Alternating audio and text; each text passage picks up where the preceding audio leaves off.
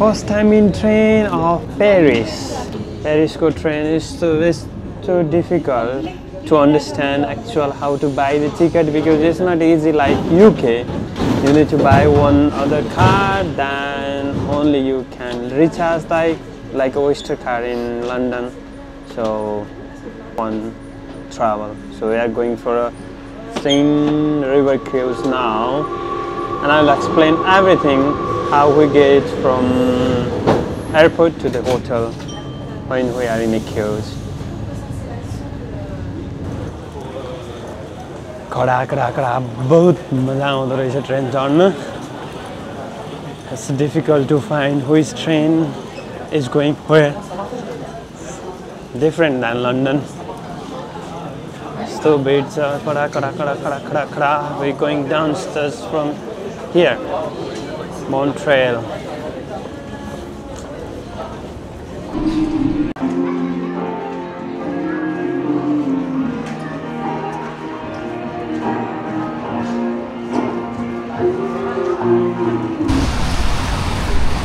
यस्तो सिजनमा पेरिस आइएछ कि पुरै माय गॉड पानी परिरहेछ. It's not for visit, but we came here. We need to explore the things now.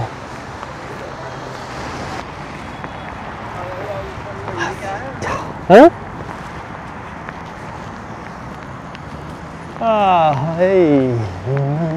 यस्तो पानी परिरहेछ है. क्या दामी सिन छ. हेर्दाखेरि चाहिँ कस्तो राम्रो आउँछ नि भिडियो. खतरनाक पानी परेको अवस्था. तर पनि हामी चाहिँ बिहान एयरपोर्टबाट होटल आउँदाखेरि चाहिँ लहतरान गरेर नुन खाएको खुला जस्तो भएको थिएँ म. तर अहिले चाहिँ कहाँबाट तागत आयो भन्ने कुरा मलाई पनि थाहा छैन. हेर्दै पेरिसको आइफेल टावरसम्म चाहिँ म पुगिसकेको छु. अबको अपडेट जाँदैछ रिभर सेनको क्रुजमा. त्यसपछि हामी इभिनिङ लाइट हेर्छौँ त्यहाँबाट. त्यो इभिनिङ लाइट हेरिसकेपछि हामी जान्छौँ आज नेपाली रेस्टुरेन्टमा खाना खान. सो अहिले चाहिँ अब म जाँदैछु बटेल्स मोचेज भन्ने रिभर क्रुजमा. Let's go. अनि दिदी अगाडि यहाँ पुरा के रहेन हेर हिँडाइ घुम्न भने यस्तो बाफ्रे. अब सुरु गरौँ आजको कहानी एयरपोर्टदेखि होटलसम्मको.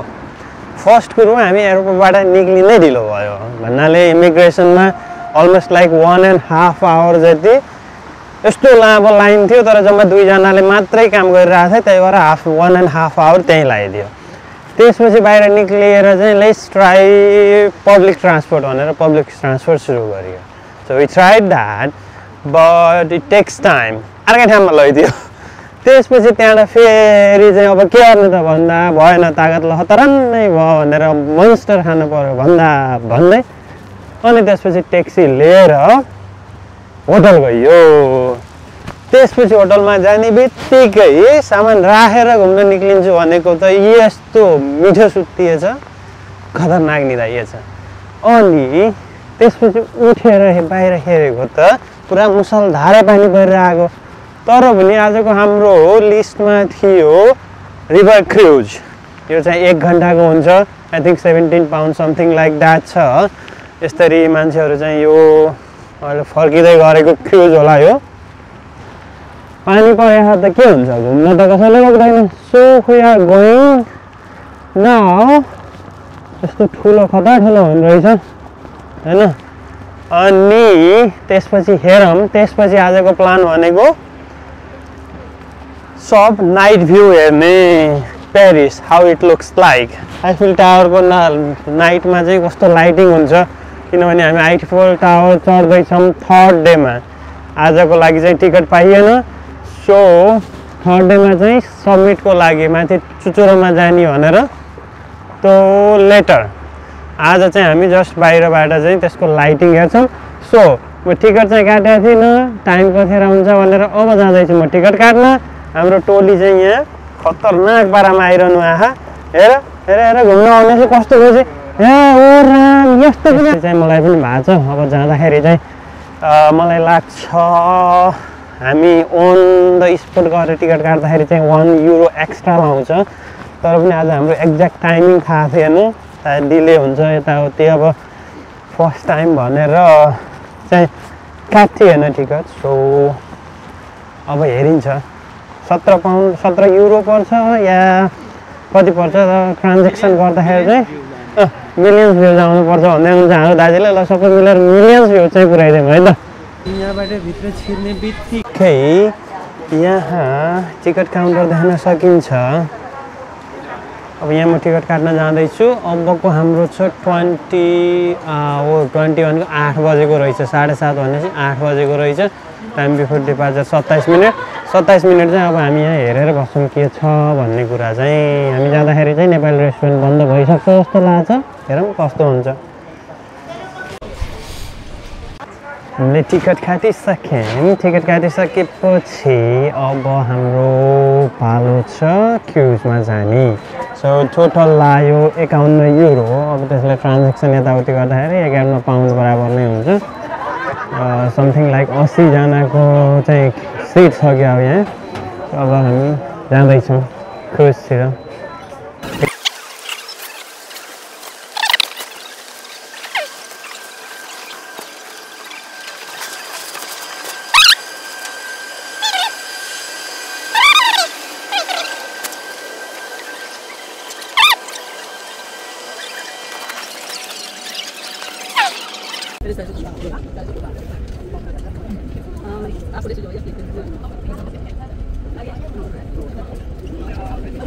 हाम्रो क्रुज चाहिँ फाइनल्ली बाटो लाग्यो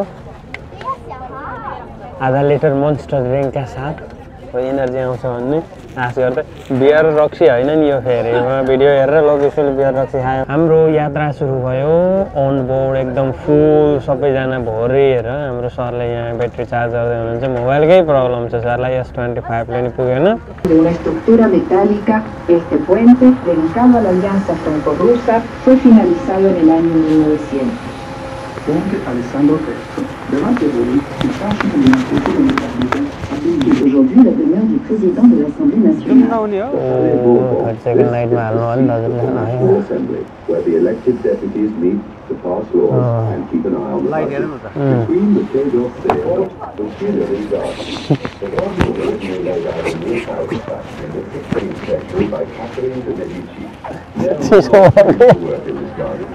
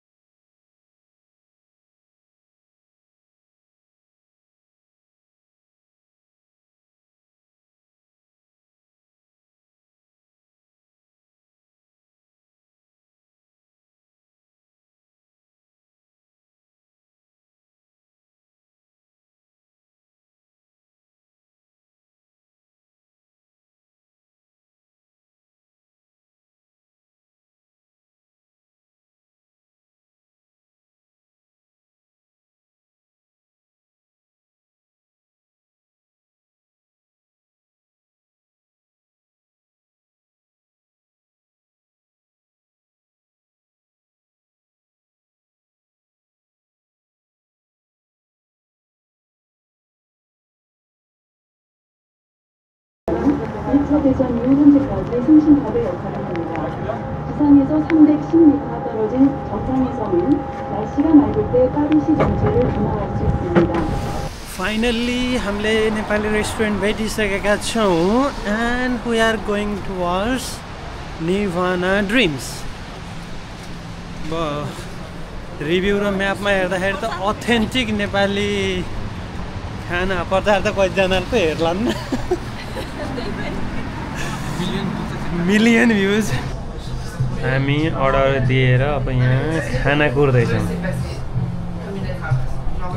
फ्रान्समा आएर अब नेपाली थाली विशेष खानु पर्यो भन्ने सोच है कुर्दैछौँ कति बेर आउँछ चस्मा नलाइकन त मैले केही पनि देख्दो रहेछ त हो यस्तो क्लियर छ देखिन्छ त्यस्तो देख्दैन रहेछ नि त होइन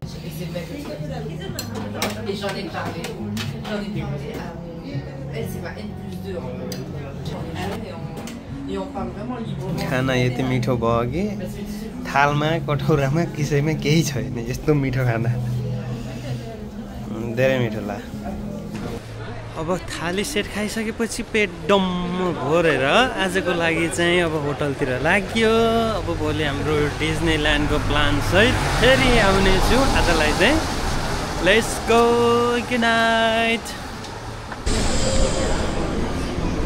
तलमा जाऊँ न त माथि चाहिँ तलमा जाऊँ न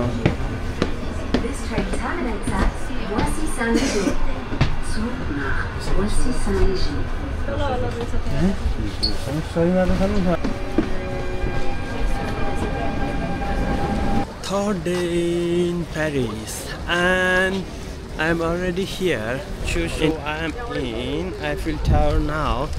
Just लकरमा चाहिँ सामानहरू राखेर आउनुपर्ने रहेछ यहाँ भित्र लानु पाइँदो रहेछ सो लकरमा सामान राखेर अब म जाँदैछु सेक्युरिटी चेकतिर सो त्यस्तो लामो लाइन त छैन 11:30 बजेको टाइम थियो एक्ज्याक्ट 11:30 बजे आइयो हामी भित्र केही नहोस् भन्ने आश so let's go for check in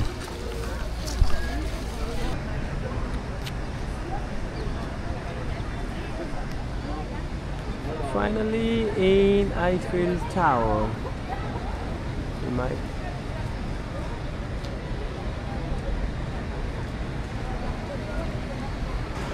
security check सकेर हामी चाहिँ जाँदैछौँ अब आइफिल टावरतर्फ यहाँ चाहिँ एक्सटेन्डेड रड्सहरू चाहिँ ल्याउन पाइँदो रहेछ सो त्यो चाहिँ हामीले बाहिर लकरमा राख्यौँ जसको चाहिँ 10 युरो ल्याउनु रहेछ that's not like big amount ठिकै छ अब चाहिँ हाम्रो समिटको पास छ आज सो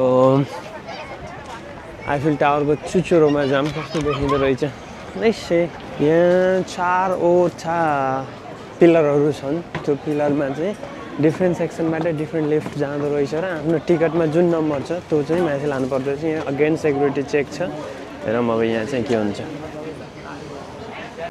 यस्तो भिड छ यो हाम्रो टाइमको एकैचोटिको सबै लिफ्टमा जाने मान्छेहरू हुन् त्यता चाहिँ स्टेयर्सबाट त्यता जान पाइन्छ यहाँ चाहिँ टिकट चेक गर्छ हाम्रो टोलीहरू यहाँ हात बाँधेर बसेपछि यहाँ दुइटै घुम्न आएका मान्छेहरू सर हराएर आपत आज फेरि यस्तो हो नि हो र हामी चाहिँ एकदम ठुलो के अरे टेढे लिफ्टमा चढ्दैछौँ यो मान्छे टेढे भएर होला हाम्रो लिफ्ट पनि टेढे अब के भन्ने होइन अब यस्तो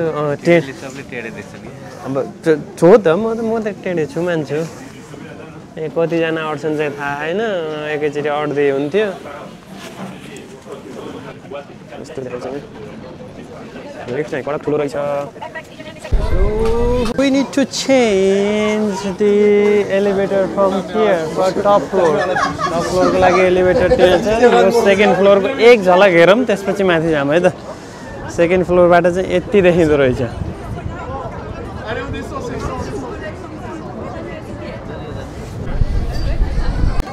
दिस इज द भिड अफ टप फ्लोरमा जानको लागि चाहिँ यस्तो भिड हुँदो रहेछ सब टप फ्लोरमा जान खोज्छन् मान्छेहरू होइन हाम्रो हराएको मान्छे हामी यो सेकेन्ड फ्लोर है पुरा खतरा अग्लो छ अब टपमा समिट टप भन्दा नि समिटमा जाँदाखेरि चाहिँ कति लाग्छ हामी जाँदैछौँ समिटमा ह्यान्डलबाट बाहिर नराख्ने हो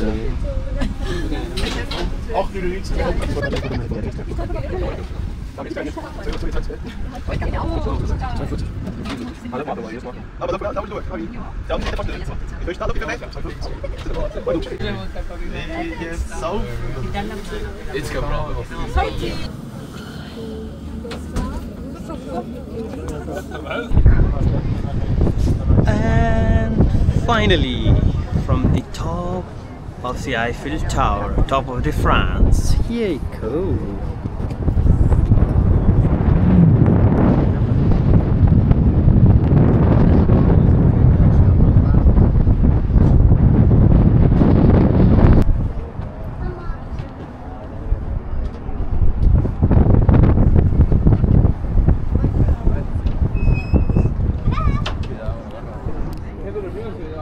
Bravo, prima si vedeva solo, no? J'ai un peu le vertige, hein. Je vais pas te dire.